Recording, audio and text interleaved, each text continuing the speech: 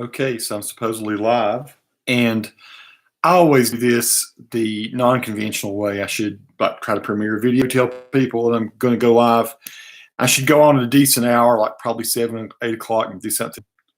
I just don't do anything normal. There may not be anyone turn up or anyone even realize that I'm here, notice I'm here. I'm on the old Mac tonight, so don't look as good as I do on the new Mac that I have. I thought what I would do though is just come on because I'm a little bit bored. I've been kind of laying around the house here today. Well, after a day of work, I did actually work today, but got finished probably about 4:30, and I've been just kind of laying around with my dog. I was going to say a little bit tonight about my wife and my dog because my wife is in the thick of all this COVID thing. She is a respiratory therapist. For most people who don't know what a respiratory therapist is or what a respiratory therapist does, no disrespect to nurses. Nurses in hospitals are awesome, and doctors in hospitals are awesome. But very, very few people, basically nobody, has a level of understanding of how ventilators work more than respiratory therapists do. Very often, even pulmonologists don't. Some of them do. I did know a very special pulmonologist a few years back that's moved on from where I work. And he had started out as a respiratory therapist and it became a great pulmonologist. But very few people, it's always controversial, but do we have enough ventilators? Do we have enough ventilators? Do we have enough ventilators? Truth of the matter is, do we have enough respiratory therapists? So my wife is one. Nikki graduated with she graduated from a local community college from a 3-year program, very intense math, science, physics type stuff. You just would not believe how hard her program was. I see different perspectives. Photography is, oh yeah, my woman is a nurse as well. Because I hear again, no disrespect to nurses, but respiratory therapists have to go through a crazy amount of training to really, really understand how a ventilator works. A lot of other medical professionals, they might have a course in it, one course or something like that over the course of their training. But the respiratory therapists are very centered on the heart and lungs. And Nikki went on and got her bachelor's degree in it. She was a respiratory student of the year out of like 85 students at UNC Charlotte. And I was very proud of her when it says my connection is unstable. So please wait. We're trying to reconnect. I don't even know if anybody's seeing this now, but well, darn. If that's the case, no big problem. Yeah. Hopefully y'all can see me, hear me. Again, back to Nikki. It said my connection was unstable for a moment there, but she got her BSRT. She's working on her master's degree now, and my hat goes off to anyone respiratory therapist who's not getting recognized in this whole thing. I always hear, these medical professionals or certain ones are heroes. The ones that are in there in the very roughest parts stages with the COVID patients very often are RTs. They're the ones that are doing the intubating, and in many cases are the ones that are trying to keep these people going on ventilators. Nowadays, trying to do multiple patients on single ventilators sometimes. And it's scary what Nikki has to do. So if you're a praying person out there, and you have thoughts and prayers that you can send them out to the respiratory therapists in the world. So I was going to say a little bit about that tonight. I know when she went off, she was pretty worried tonight. She had done a shift last weekend. We've already had several COVID patients die, and she was there when they were leaving the world. And Nikki's always real careful about what we call HIPAA rules, so that she never tells me anything much other than I get to know, well, I lost a patient last night. And I can tell sometimes the impact is really tough. And, I'm a very conservative guy, and but I'm not, I'm not a political person in any sense of the word. I'm sort of an independent kind of guy. I will say this: I've seen some people blow COVID out of proportion one way, and some people say it's a big conspiracy. It's not even real. I can tell you that as having a wife on the forefront of it, it's real. And she has told me kind of, what happens with the patients, but she doesn't give me anything that's going to be, crossing over any line as far as privacy goes. And it's sad and it's scary. And so big time hats off, and just thank you, nurses, thank you, doctors, thank you, all medical professionals. You're all very brave, but for you RTs who go in there and have to be right in the face of the person and dealing with the very worst of it and spending hours and hours trying your best to keep these people going and the pressure's right. And, the thing about a good RT is they know how to ventilate you in ways so that you won't damage the lungs. It has a whole lot to, like I say, a whole lot to do with physics, pressures and flows and peak this and that. And Nikki starts talking about all these different parameters and things she has to sit. And she can show me lists of protocols that she has. She carries a notebook around with her that has mathematical equations that just boggle the mind. And so I have this great respect for what it really takes. It's not something you go in and twist a knob and you monkey with it. You got to really know what you're doing to really effectively take care of a patient. I'm just praying for them. I worry about everyone in healthcare, but I bet you worry a lot about Nikki, especially being a respiratory therapist. Absolutely. And she's been doing it now in the highest level of care, ICU, emergency department, step down units and everything for about a little over 4 years now. And she's pretty distinguished herself. She's a really great RT. And, but I can tell, she comes in from a night, and of course they have to change their clothes before they leave the hospital. They have to leave their shoes and all there. They shower. She comes home. She immediately takes all of her clothes off. It goes in the wash. She goes, takes another shower. She's trying her best not to bring it home to me and the dog. And so that was the second thing I was going to bring up tonight, was Hendrix. Some people have been asking me about him. I've been getting comments. He is behind me now, and he's sort of drugged and asleep. But I'm going to show him to you. Hey, buddy, you mind let the world see you for a minute? Can I pick you up? Can I bother you for just a minute? So here's Hendrix, and he's a lot bigger than the last time I showed him. He's about 15 pounds now. I think he was like maybe 8 pounds the last time I featured him on anything. The reason I'm showing him tonight, he's on some drugs. He is a wide open, play all the time, play hard kind of puppy. Hey, thanks. Doc said different perspective photography. Thanks for watching. At least I know I'm not alone tonight. And here again, I should tell people I'm going to go live. Anyway, apologies to that for people that might watch this later. Hendrix last night was acting a fool and fell off the bed. Now, I was working on a YouTube video, a product review in another room. Nikki had just put him up on the bed. He sleeps with us most nights, and he goes kind of crazy on the bed. He hops around, jumps around when you first put him up there. Nikki went to brush her teeth, and she heard a crazy crash, flop. Your ears flopped over, buddy. And anyway, she all of a sudden he's whelping, yelping going on. And he fell off the bed somehow, I think, onto the nightstand. He may have turned a flip or two, and he may have hurt his hind leg. We took him to all the vets were closed. Our vet was closed. And we took him to the emergency clinic in Hickory. Those of you who are local know there's an emergency clinic having MRI surgery, really well-qualified people there. And we took Hendrix, and something is definitely wrong with his back leg. So we've got, I think Monday they're taking him in. I don't think it's broken though. They did X-rays and they didn't see any breaks or fractures, but he may have, separated some growth plates or something like that in his hip or his leg. So he seems to be doing pretty good. I'm going to put him back down here so he can go back to sleep. But there's how the pup is doing for those of you who've asked about it. And I will talk a little bit about him and our experiences with him. He is 3 months and 3 days old, right, buddy? You're born, 3 months and 3 days ago. So we only had him for a month and 3 days. But boy, he's really become a part of our family. It's unreal. And he's crazy cool, usually 1,000 miles an hour. And now he's on some sort of like puppy morphine or something to keep him so he's not feeling any pain. So I'm going to put him down. I have a bed. This is interesting. I thought I'd show people this too. So to make sure that he's all right, we actually took a bed out of the bedroom and we put it here in the floor where we can kind of lay with Hendrix and he doesn't fall off this bed into the floor. So this is actually a really comfortable bed. It's one of those foam rubber mattress. We ordered it all online off of the Amazon, and it's excellent. We got it a couple of years ago. I love to sleep on it.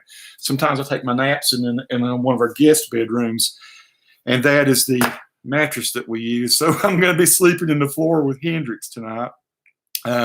Different Perspective says, gorgeous pup. Thank you so very much for that. So I thought I would give an update. Here again, some of you people may watch this later. What's life been like with this dog? He's one of the craziest, smartest animals that I've ever seen. I used to have a golden retriever for years. For 12 and a half years, I had a golden retriever, and she was awesome. And I could see a whole lot of her in him, but he's way more mischievous. I don't know if it's because he's a boy or because he's got a bunch of crazy poodle in him. So he's a mixture of poodle and golden retriever, but he's incredibly smart and in some ways devious. He can like Houdini his way out of almost any leash or harness or collar that we put him in. I don't know how he figures out. He can. I've got a video. I've not shared it with anyone, but we made a sort of a space with a fence in the house. It's back over here behind us. You can see if I put my finger up. That's his fence area back in here. And when he gets up on his hind paws, his head will come just to the top of this, right about here. So we put him in there sometimes to put him in timeout, and we have to put blankets over it so that he can't figure his way out. He can figure angles and stuff out that he can get in there. And I put a GoPro on it and recorded the video. It's called How Hendrix Escapes. And the only person I've shared it with is Nikki, so she can see, because we couldn't figure out how he's getting out of there. And after I watched it, I said, "You little smart butt, you're really." He's very inventive in the way he can come out with his escape routes and stuff. The main things that I was, like I say, going to talk about tonight was the dog and Nikki and the whole respiratory therapist thing. I I'm losing my thoughts here a little bit, but Nikki, I'll go back to Nikki for a minute. It's interesting how everything we thought, and we both work for a healthcare system, a very good healthcare system, but it's interesting how so many things we thought we were doing right and that we were doing to be prepared were not fully right to be prepared and everything. And the thing I guess I hear from her that is interesting is how it changes every single day. This is the mind-boggling thing to me that I do hear from her, is that, she works a four day on, 3 night, 4 nights, 3 nights off, 3 nights on, 4 nights off, etc. And so she works a lot of weekends. So she's working tonight. She'll work tomorrow night and actually Easter night too. But she says she can come in and there might be 10 highly detailed emails that you're supposed to read and know something about. In other words, you come in, you're checking in, you're getting a report from the previous shift. You've got patients to go see, go to decontaminate here. Don't do this. Wear your mask. Don't wear your mask. Double wear your mask. Put goggles on if you're in here. Don't put goggles on if you're in here. Put a face mask on here or face shield. Wear such and such protective equipment. I don't know how you people who are in medical, I don't know if that's going on at other places too. I imagine it is the game is just constantly changing as we're learning more and more about this. And I think that's probably another one of those things that I just I couldn't fathom if my job were something like that. Again, I was telling you, I work in healthcare too, same place Nikki does. But my job is just to update websites, to shoot videos, document things. I shoot all the photography for the hospital. I work in the marketing department and what we call business development. I try to make sure all of our Google entries and stuff are right. And, I work with the social media. In other words, it's reputation management. I'm trying to make sure people know where they can go for services. I'm doing, things to update the public constantly about things. This past week, if you go to YouTube channel called Caroline's Healthcare Blue Ridge. I don't know if we shared this or not. I think it might have been unlisted, but we had a really kind of nice salute that I had to shoot where local law enforcement came just kind of as a salute to the healthcare workers, and they lined up dozens and dozens of cars, of police vehicles and stuff like that. And they're going to do the same kind of thing, I think, this coming Monday, only it's going to be the fire department. So we're going to have fire trucks and stuff out there to welcome them and as a salute to the healthcare workers. And I flew a drone over the one, which was pretty cool. Shot a bunch of ground video and all too, photos of the people that showed up there to do the salute. And it's amazing. I think probably I didn't get to share that with the public. Wish I could. Maybe I can just share. I mean, certain things that are just for internal people. I do a ton of video that is never seen by anybody but the people on the inside. Thousands of videos I've done over the years, and photo galleries and stuff that are just seen by roughly 2,500 people or less that work there at Caroline's Healthcare Blue Ridge. I think Hendrix is wanting a grape. I've got some grapes laying here. Is that what you're looking for? I've never given a dog a grape that I know of. He loves apples. Dude, I don't know if a grape is good for you or not, but I guess I can give you half of one. I don't think it's poison. Someone stop me if you see this and the grape's poisoned your dog. I'm going to give you half of it, okay? We'll see if a dog likes a grape, for one thing. There it is. He loves fruit. He's licking it. And it goes into the hatch and it's out. He's trying to figure it out. Oh, it's sweet. I'd say he's going to want more. One thing very interesting about this dog that I would never have guessed is I heard the skin isn't good for him. Okay, thanks. Well, hopefully that one half of the grape won't kill him.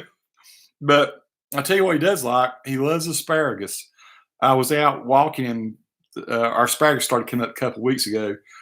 So I was out walking him one day a couple of weeks ago, and I noticed some asparagus coming up out of the garden. And I love to just go out and break it off and eat it. Eat it raw, which is the best way to eat asparagus if you've never done that. And just tastes outstanding, very nutty and slightly sweet, and just it's a great vegetable. Of course, he saw me eating that, and I could tell he was pretty interested in that. Alexa, stop alarm. That was my alarm telling me to give him his pain medicine, but I gave it to him a few minutes before I started this live broadcast, so he's had his pain medicine. But anyway, back to asparagus. So I ate the top off of it, and I had the stalk there, and I just gave it to him, and he messed with it for a little bit, then he started chewing on it, and man, it was a matter of seconds, and the asparagus thing was gone. So the next time I go out to walk with him, he comes, and we have the asparagus in a raised bed. He comes and puts his paws up on the raised bed. I said, do you want more asparagus? And I go over and pick it for him. And now, this dog, every time I go out, we go out to that area, he wants some asparagus. And it doesn't seem to be hurting him at all. Here again, I think Nikki did look up that asparagus was okay for dogs to eat. But he loves it. He actually jumped up in the asparagus bed and started gnawing on something. We would try to keep him from doing that. But he did a kind of a nosedive into it and started eating it, grazing off of it one day. He hasn't done that again lately, though. One thing about the Goldendoodle, I don't know if you ever noticed or if anybody has ever had one, their hair grows so thick around their eyes, it's hard for me to believe they can even see. And so we have to kind of hold him down a little bit. And we've got some blunt-edged scissors, and we'll try to trim that hair from around his eyes so he can see. Because I don't know how that dog makes it through the world. It grows not in his eyes, but on his nose, on his snout there. And it gets right in front of his eyes. Like I go out and I throw a stick with him and a ball or something. And I can tell that sometimes I don't think he sees it really well where it goes. And so anyway, he's not the most astute at fetching. He's not the best fetch dog, but boy, he likes to run and play. He's definitely a dog that likes to bite and nibble around on you and everything a little bit. So I've had to sort of work with him, train him not so much to do that. But he's not himself tonight. He's feeling a little bit tired and a little bit down. But boy, what a great little pet these dogs are. And we're very glad that we got him. He's already making a big difference in my life. I'm not going to stay on here a long time. I just thought for fun, I've been on for 20 minutes now. I thought I'd go on. I will say, what do I have coming up for some videos? For those of you who watch my guitar videos, I do have, I got a very cool pair of distortion pedals made by Behringer, Behringer. For those of you who don't know about my guitar stuff, I won't bore you with it, but for those of you that do, I'll say these are $28 foot pedals. So typically you can't get a good distortion pedal for less than $75. I got two of them, $28 each to $56 from Sweetwater, and they are great. They sound awesome. And I hardly can wait to do the video about it. And I'm trying to think what else have I got. And Nikki has been, what is this? Some kind of chef company. I got a box back here behind me. What is it? Some kind of gourmet food that she got a coupon for it to try it. And so she's been making these, it comes all packaged up and frozen up, and we've shot some video. I've just not produced it yet.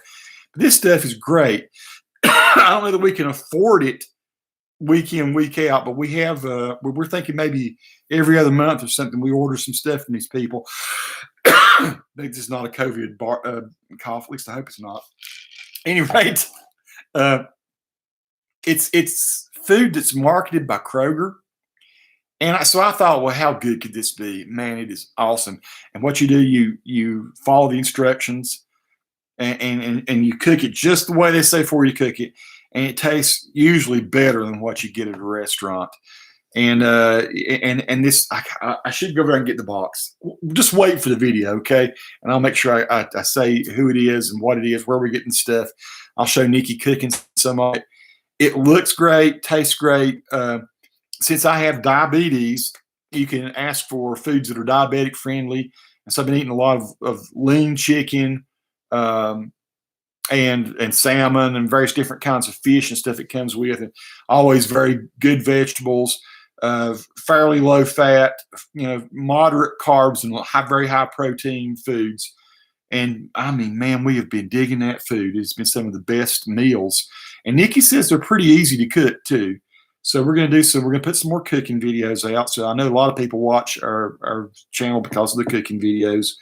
I put out it's kind of a little tribute to my favorite push mower the other day, and of course I mentioned that we're going to be building a building out behind the house. That's something I'm hoping is going to be able to happen. There's so much uncertainty now with the way the economy is and the way work is being done, and I was required to take some time off here lately just because the hospitals are not doing elective surgery, and so profits are down. Yeah, it's just a tough time, and for everybody it is. And so, I feel like I'm blessed. I'm blessed that we do work in healthcare.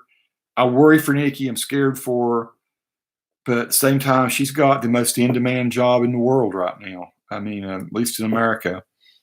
I guess other places too. She has such an incredible skill with what she does.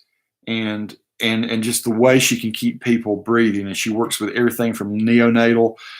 She ventilates babies with I got a straw here. She ventilates babies with ventilators that are the size of one of those straws that you mix coffee with. I mean, that's how tiny some of the babies are that she puts the tubes into them so they can breathe. Amazing. And then she all the way up to geriatric people that are in their last days, and people of all shapes and sizes. And she works with AIDS patients, and tuberculosis is still around, folks. And you don't hear about it so much anymore, but TB. And she just does some of these very high level critical care things. And, like I say, I'm scared for her, but we're blessed that she'll never be out of work. And me, for me, it's going to be on again, off again. I'm not considered essential. But I have to say, in the past, even though sometimes my job is aggravating, there's some things about it that isn't great. But I got to say, working in healthcare has been a huge blessing, and the people that I work for, it's been a great blessing too. The people that are in leadership over at Carolina's Healthcare Blue Ridge, a lot of them are my friends, and I've known them since 2002, is when I started working in this system.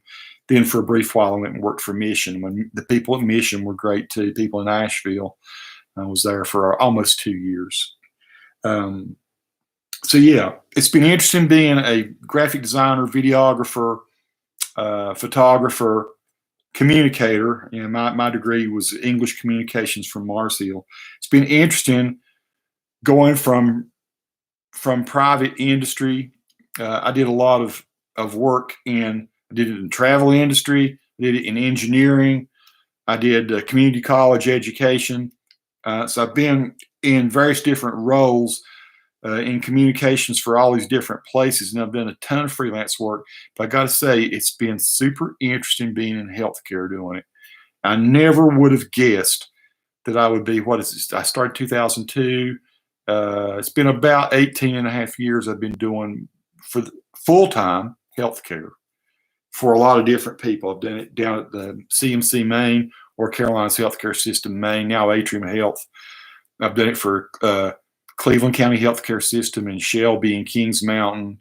For a while, we did the Wilkes system up in Wilkes County. And then Carolina's Healthcare System, Blue Ridge, Valdez, and Morganton. And it's so crazy, crazy cool. You just would not think that a videographer, photographer, graphic designer person, web, of course, web, but web is very seldom the major part of what I do. It's maybe about a third of it. But you never would think that healthcare would need a person like that.